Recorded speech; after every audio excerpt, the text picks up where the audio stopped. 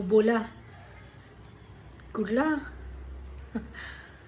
राहीलच नाही का?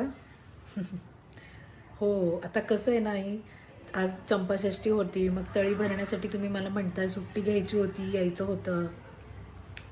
बरोबर आहे. मी अशा गोष्टींसाठी सुट्ट्या काढूच शकते ना. माझ्या बापाची कंपनी आहे. हां. हो, नाही माझ्या लक्षात नाही आलं, नाही तर मी आलेच असते सुट्टी घेऊन. धावत पळत आले असते. हं. पप्पांचा ना आला होता ना फोन. बोलले ते सगळंच बोलले. हं. नाही, नाही.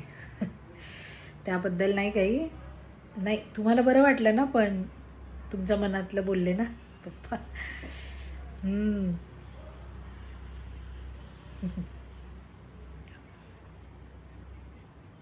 हो, झालं जेवलो आम्ही.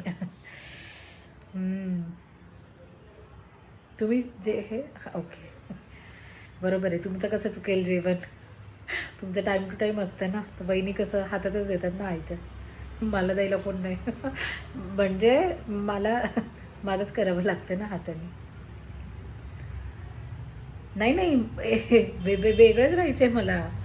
मला नाही एकत्र राहायचं. म्हणजे पॉसिबल नाही होणार नाही ना. त्यामुळे बाकी काही नाही.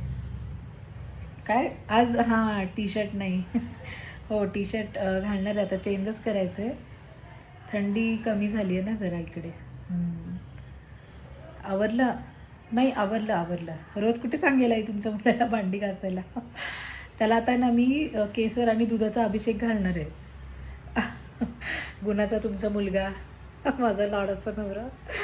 हां. हो, हो. चालेल.